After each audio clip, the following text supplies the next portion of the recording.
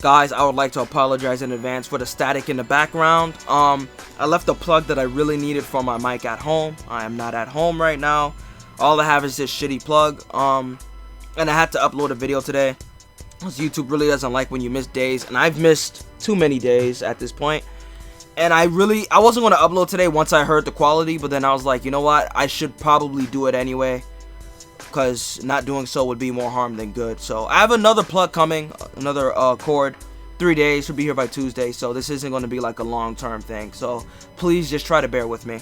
Anyway, I want to talk about Akuma versus Shao Kahn, because I've done some research and I watched their death battle commentary thing, and I've decided to just give this another shot. This reaction that I made, obviously it was raw emotion, pure salt. I didn't do any research at the time. Now that I'm more educated, I'm going to take another shot at this, but first I have to tackle some stuff in my comment section below. So let's check this out real quick. First comment: not really. Even the Ashura versus Akuma matchup has moon busting as the greatest feat. Shao Kahn is at very least planetary by himself. Far more if you take Blaze into account. Even including Ashura doesn't bring Akuma close to Kahn. So about the moon busting feats, just because they stopped at moon busting doesn't mean that's their highest feat. For an example, we have more powerful characters do shit. Like, for example, I'm gonna use Saint Seiya. It's a series that people aren't really familiar with. There's this attack called Athena exclamation that's used, right? And it destroys an entire temple. That attack is universal. It's just condensed to destroy a temple. It's a universal attack. Just because it destroys a temple doesn't mean it's temple level. It could destroy universal beings. So just because they don't go out and actually destroy universes doesn't mean that they're not universal. Just want to point that out real quick. Ashura is way past Moonbuster. Akuma really should not have been able to take like not one punch from this guy, but he took multiple and he went toe to toe with him. So that's still impressive on its own. Next, Ashura versus Akuma is non-canon. That's why it's not used. And then I reply. Let's see my response. They use non-canon feats for both fighters in this fight. So I'm wrong. They used Shao Kahn from both timelines, but they're pretty much the same person. So before I was considering that composite, but it's sort of not, since, you know, it's literally just time reversed. So, but Akuma, non-canon feats were used for Akuma, so your argument sort of fails. They used a bunch of non-canon feats for Akuma. We'll get to that soon. Let's see. They didn't use the Ashura fight because Akuma can't do any of that in any of his own game. Alright, we gotta work on the grammar.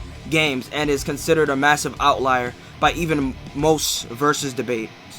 So here's the problem with that. The same can be said about the shit they did.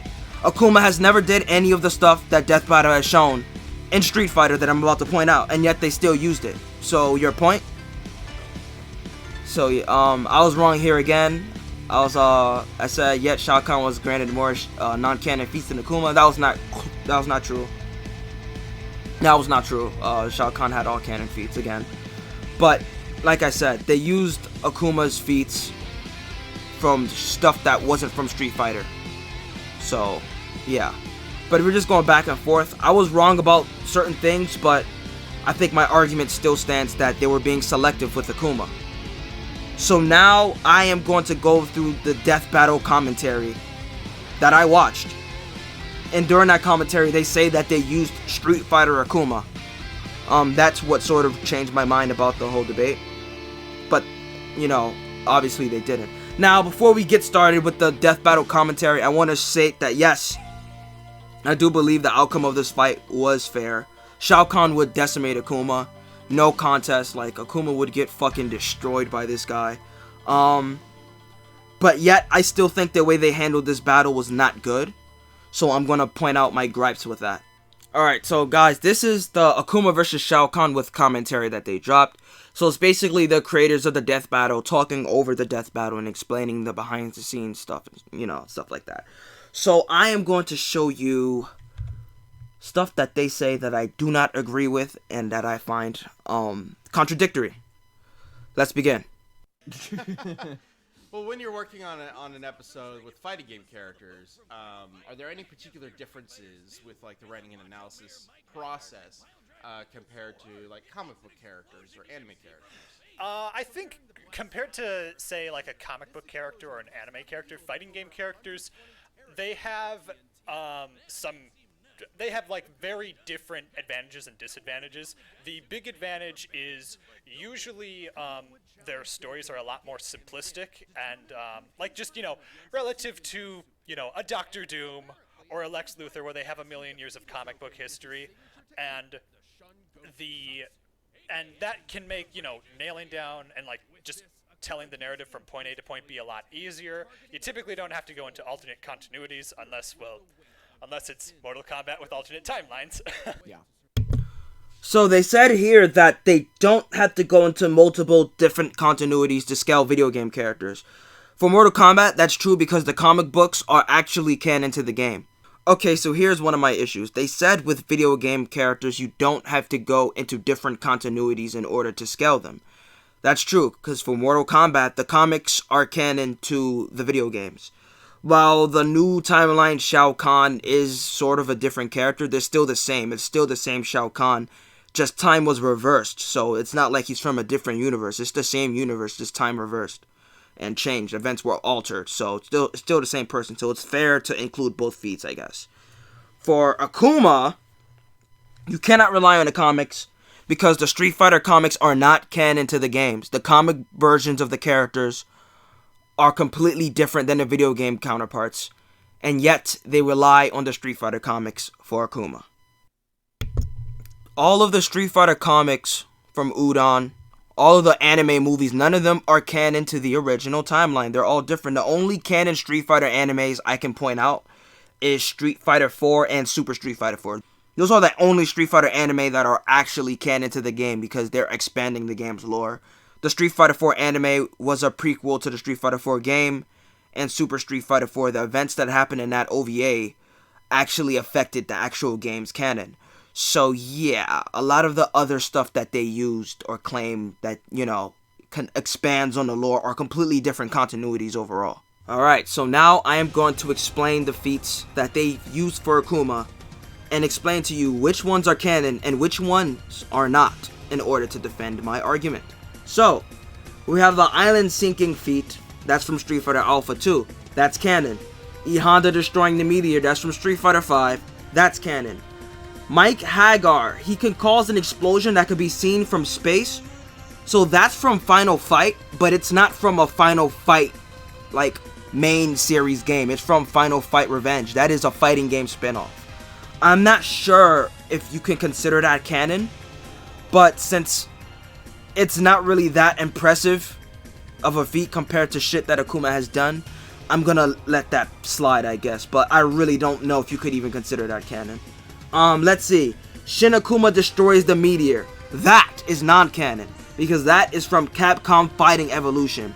While it's non-canon, I guess it can still be used because Akuma is stronger than both E Honda and Hakan. And if they can destroy a meteor, why can't he, right? So I'll give that a slide, but yes, that is non-canon. They still used it. Let's see. The Shun Goku Satsu, that's canon. The Soul Resistance from Nekali, that is from Street Fighter 5, so that is also canon. When he cracked the Ayers Rock, that's from Street Fighter 3, that's canon. When he jumped from the very bottom of the ocean where the fucking pressure would kill an ordinary human, not only does he jump, but he destroys a submarine on the way up. That's from Street Fighter 3, so that's canon. He punched a hole through Ryu's chest. That is from a Street Fighter 3 manga. Now, to be honest, I'm pretty sure Akuma would be able to do that, but I don't consider the manga's canon. I'm not sure if this specific manga is canon.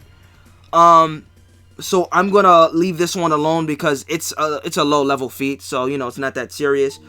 Shin Akuma splitting an ocean. That is non-canon from SNK versus Capcom. Let's see. Oni erupts a volcano with a karate chop from Street Fighter 4. That's canon. Akuma beats Seth. While I'm sure he could do that in actual Street Fighter, that is non-canon. And now the worst offenders of all. Akuma jumping from Earth to Heaven on SNK versus Capcom. That is non-canon. That is a dimensioning traveling feat. He's pretty much entering a dimension, so I don't know why they included that. Now, on the fucking Death Battle cast, they said, or whatever the fuck it's called, they said that they only included that for it to look cool. So if that's the case, why would you include that at all? If it's just to look cool. You're saying you're not including it into the actual feats. Why mention it?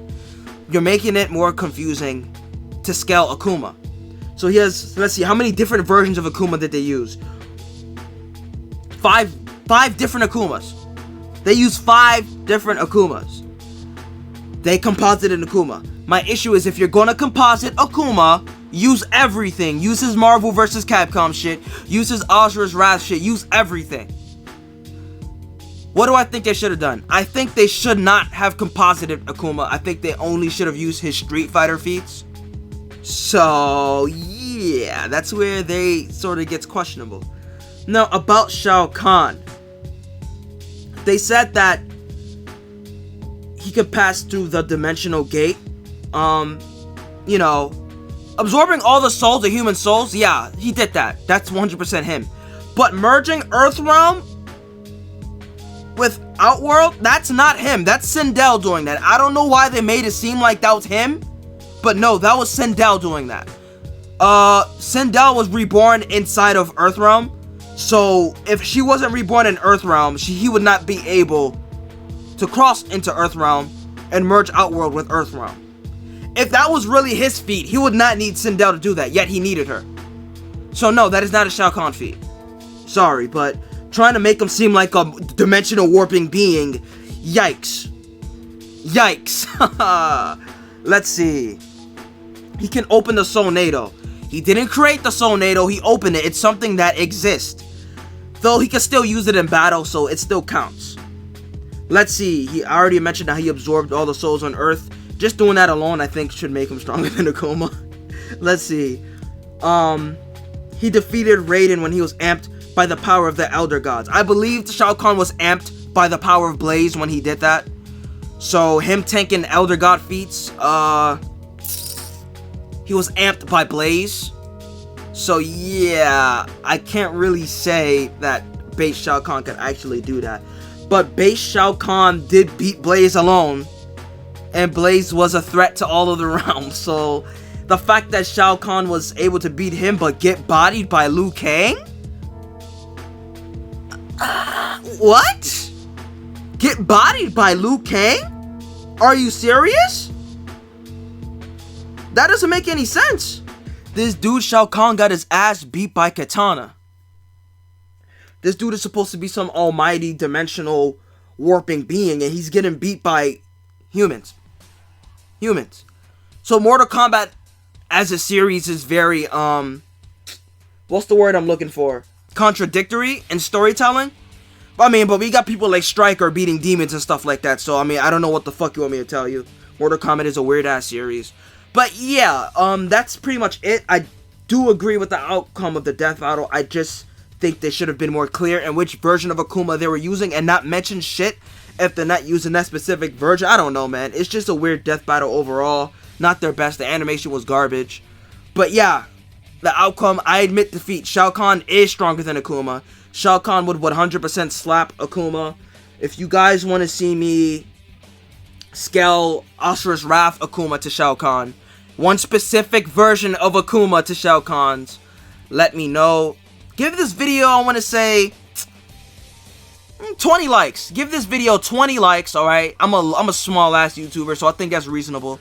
Give this video 20 likes, and I will give you Akuma from Asura's Wrath versus Shao Kahn, and I'll be fair and square.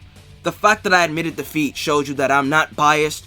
I was just going in unprepared when I made my reaction videos a reaction, not to be taken seriously. This video, you could take it seriously if you want to, but here it is, on record, admitting defeat.